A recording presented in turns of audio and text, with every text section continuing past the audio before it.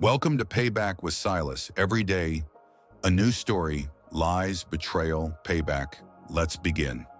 The moment I opened her email, somewhere over the Atlantic, I didn't feel anger. I felt clarity. I've filed for divorce. The house is sold. I'm moving to Austin with Trevor. I'm sorry. Trevor. Our driver. The man I paid to open her door. It didn't break me. Because I had been waiting for this moment. Preparing for it. For 2 years. People like to romanticize heartbreak. They think it comes like a tidal wave, sudden, overwhelming, pulling you under. Mine was more like slow erosion. Silent. Precise. I'm 43. My name's Owen Keats. I lived, in a perfect 3-story home in San Mateo, California, with my now ex-wife, Delilah. Yeah. Delilah. Even her name sounded like a warning. We were married for 11 years. The first 5 were good. Or maybe I was too busy to notice when they stopped being good. I run a private advisory firm, real strategy work with old money clients who hate the word startup and think pivot is a dance move. I was always flying somewhere, Zurich, Dubai, Shanghai. And in that absence, something grew in our house. Something hungry. Delilah used to light up when I came back from a trip. She'd throw dinner parties, wear perfume, laugh at jokes she'd already heard. That stopped around year 6. The laughing turned into silence. The silence turned into distance. And the distance got filled by him. Trevor had been our driver for years. Mid-30s, ex-military, one of those guys who says, "Yes ma'am," like he was born in the South, even though he was from Reno. Charming. Handsome in that Hallmark movie firefighter kind of way. He started driving Delilah to her charity board meetings, yoga, occasional wine nights in Marin. At first, I didn't think much of it. I mean, what kind of guy tries to seduce a married woman while also hauling her dry cleaning? But then there were the little things. Once, I found 2 wine glasses in the passenger seat of the Mercedes. She claimed she just didn't want to drink alone. Another time, she came home wearing a different coat than the one she'd left in. I noticed because I bought that coat in Prague. She said she'd left it at a friend's. I didn't argue. I didn't accuse. I didn't even raise my voice. That would have given her power. No. I just started making plans. I changed our estate lawyer. Moved assets into a private Nevada trust. Quietly rewrote the ownership documents for the house, added stipulations she didn't even notice. I transferred company shares to a holding corp in Delaware. And I waited. That day, I was returning from a week-long trip to Helsinki. Sitting in the Qatar Airways lounge in Doha. First thing I did after logging onto Wi-Fi? Check my email. There it was. Subject line. Owen. I need to tell you something. I opened it. Read it. Once. Then I closed my laptop, exhaled, and ordered a bourbon. Neat. Not because I was heartbroken. But because this wasn't a betrayal anymore. It was a transaction. And I had already paid the price in full. I landed at SFO just past 8 p.m. on a Thursday. No one was waiting for me, not that I expected anyone to be. I had a black car scheduled. Not Trevor. A real driver. Professional. Silent. As we turned off Highway 101 and wound our way into the quiet streets of San Mateo Park, I felt nothing. No anxiety. No dread. Just a subtle pulse of curiosity, like a man walking into an empty theater where the play had already ended. She'd moved fast. Faster than I imagined. The email was barely 4 days old, and yet, as the car turned onto our street, I could already see the sign. For sale, sale pending. The nerve. She actually went through with it. She didn't know that while the deed had both our names, the fine print included a severance clause. It stated, in exact legal terms, that no sale could proceed without explicit dual consent, and that any transaction completed under false pretenses could be declared null within 10 business days. She signed that clause 3 years ago. On our anniversary. Told her it was part of a refinancing agreement. She didn't read it. The driver stopped in front of the house. Our house. Or, more accurately, my house. I stepped out, thanked him, and walked up the stone steps that I had personally designed. The front door was unlocked. Inside, silence. Most of the furniture was gone. My office was stripped. The art? Vanished. The piano she never played but insisted we buy? Gone. It was like someone tried to erase every trace of a life, and did it with a moving crew and a bottle of Sauvignon Blanc. But she made a mistake. A small one. She left behind the cobalt blue vase in the foyer, the one I bought in Santorini the first year we dated. Delilah loved that vase. It wasn't worth much, but she called it our beginning. And she forgot it. Just like she forgot the prenup addendum. The trust paperwork. The exit plan. In the kitchen, I found a note scribbled on a torn notepad, the kind she used to leave grocery lists on. The handwriting was rushed, jagged, like her guilt was fighting to get out of the pen faster than her words could form. I didn't want to do it like this, but I couldn't wait anymore. You were never really here. You were always somewhere else. Maybe you'll understand one day. I hope you can forgive me. D. Forgive her? Forgiveness implies damage. But this wasn't damage. This was math. A poorly executed subtraction. She thought she had outplayed me. She hadn't realized she was playing my game. I slept in the guest bedroom that night. The master suite felt cheapened. Like walking into a hotel someone else just checked out of. The next morning, I called our lawyer, well, my lawyer now. Told her to initiate the reversal of the home sale.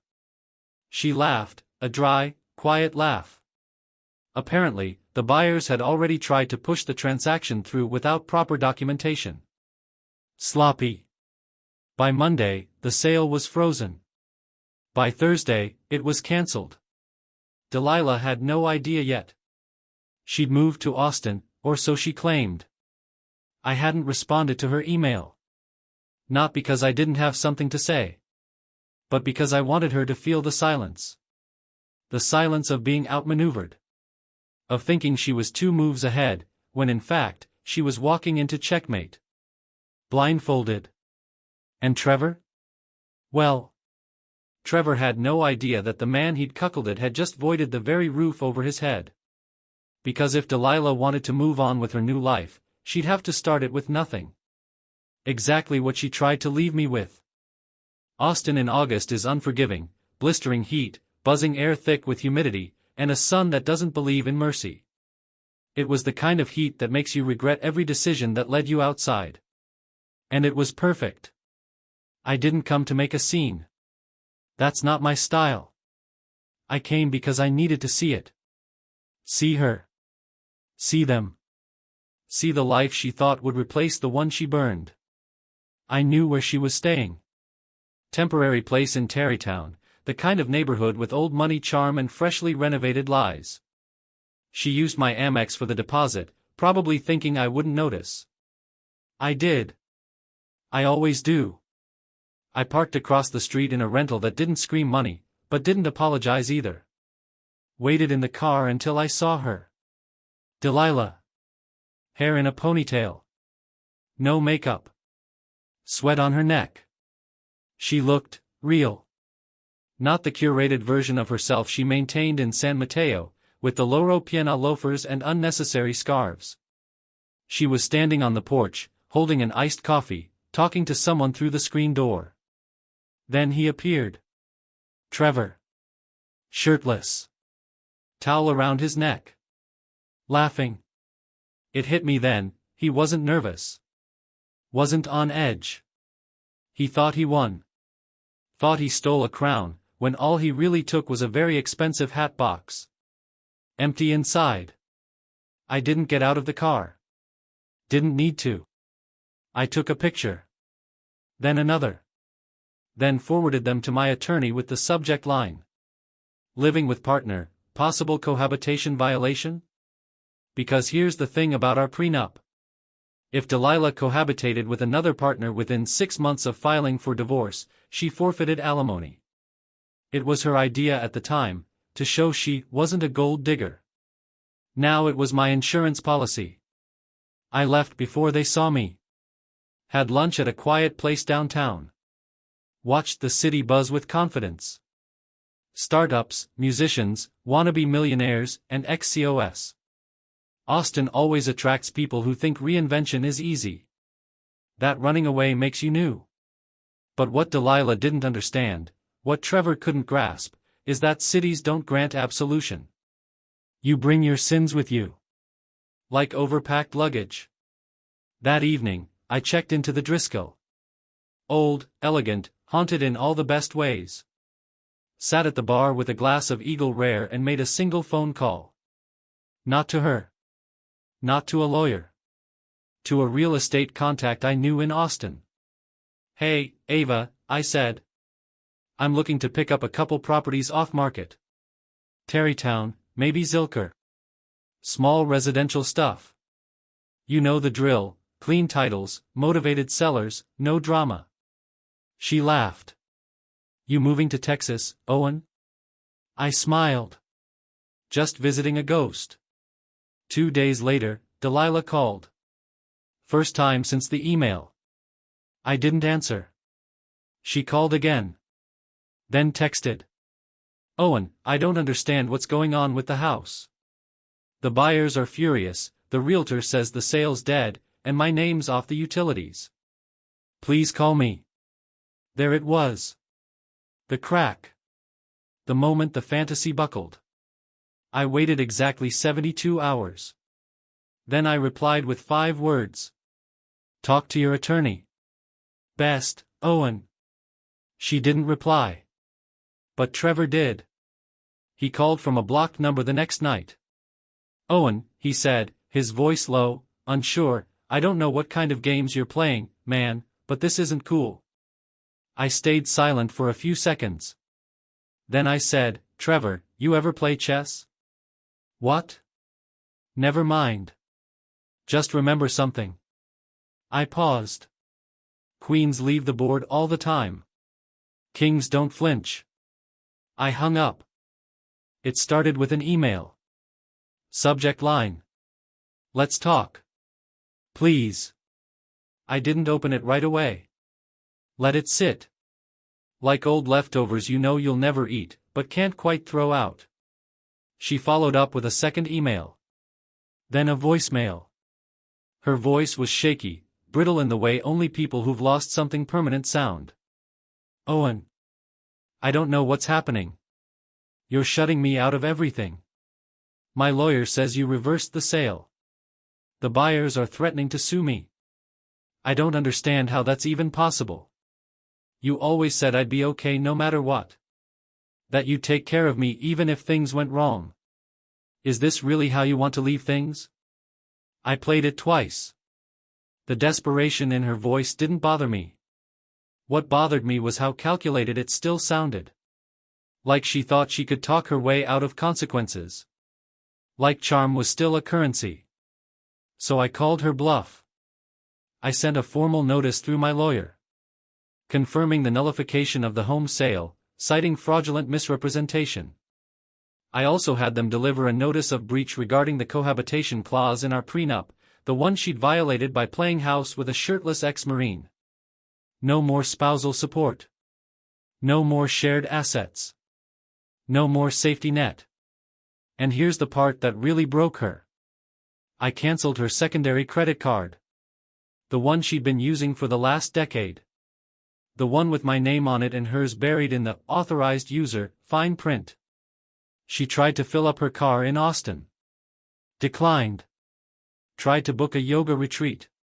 Declined. Tried to buy a $42 candle at a boutique on South Congress. Declined. That's when she lost it. She called, this time screaming. I didn't answer. She left a message. You can't do this to me, Owen. You can't just cut me off like I'm some side piece you're done with. I gave you years of my life. I made you look good. I was there when no one else was. I stopped the message. Because it wasn't true. Delilah had been there when it was easy. When the bonuses were big and the dinners were catered. But when I came home from Tokyo with a fever and collapsed in our foyer, it wasn't her who took me to the ER, it was my assistant who drove me, and a nurse I didn't know who held my hand. Delilah showed up the next morning. With a latte. And left before noon. That was 3 years ago. That was when I knew. Now she was unraveling. I started getting texts from her friends. The kind we used to host for wine tastings and fake laughter. Owen, are you okay? Delilah is saying really weird things. I'm worried about her. Is it true she doesn't get anything? I ignored them. I don't play to the gallery. I play to the ledger. 1 week later, she flew back to California. I knew the moment she landed. Her phone pinged a tower near SFO and triggered an alert I still had buried in my old Find My system. She showed up at the house. My house. She rang the bell like it still belonged to her. I opened the door. She looked tired. Designer sunglasses. A loose linen shirt. And eyes that weren't angry, just confused. Like someone who had woken up in someone else's story. Owen, she said, her voice cracking, can we talk? I didn't move. Just leaned on the doorframe. You already did your talking, I said. In Austin. In that email. At the closing table you never had the legal right to sit at. This isn't you, she whispered. No, I said. This is me. This is the version of me you never thought you'd meet, the one who doesn't flinch. The one who doesn't negotiate with liars. Her hand gripped the strap of her purse like it was the only thing tethering her to gravity. I made a mistake. I stared at her for a long moment. Then nodded. Yes. You did. And so did I, for waiting so long to let you go. And then, slowly, I closed the door. I heard her footsteps fade down the stone path. I didn't look back. It's been 7 months since I closed the door on Delilah. Since then, my life has been, still. Not in a boring way. In a quiet way. Intentional. Undisturbed. I moved out of San Mateo. Sold the house, for real, this time. To a venture capitalist couple with a golden retriever and more ambition than taste. Got over asking myself what memories lived in those walls. Memories don't pay property tax. I bought a place in Sausalito. Smaller. Simpler. On a hill that smells like eucalyptus and salt. One of those houses where the mornings come through in gold, and the nights whisper instead of shout. I still travel. Still run the firm. But now, I fly home for me, not for someone else's cold silence or passive-aggressive questions about where I've been. The truth is, I'm happy. Not the kind of happy you post about. Not loud, not public. But the kind you feel when the coffee's hot and the world's quiet and no one's asking anything of you that you didn't already promise yourself. People ask sometimes. Friends. Clients. Whatever happened with Delilah? I tell them the truth. She wanted out. I gave her everything she asked for. Except what she expected. They laugh. Or shake their heads. Or nod in that way people do when they think you've done something colder than they could. But it wasn't cold. It was clarity. Clarity she never thought I had. Trevor? I heard he's working at some custom bike shop in East Austin now. The kind with $9 espresso and walls covered in vintage license plates. They broke up. Of course. Delilah's back in California. Renting somewhere inland. San Ramon, I think. She sent me one last email. A long one. Said she was sorry. Said she hoped one day I'd remember her as more than the woman who walked away. I didn't respond. I didn't need to. That chapter closed itself. I'm not angry. Not bitter. Not even smug. I'm just done. Sometimes, at night, I sit on my back deck with a glass of whiskey and watch the lights across the bay. The city looks softer from here. Quieter. Cleaner. And I think about how many people stay in broken things just because they're afraid of the silence on the other side. But me? I walked into that silence. And found myself again. That's the thing about exits. When you leave the right way, quietly, deliberately, on your own 2 feet. You don't lose anything. You just take back what was already yours.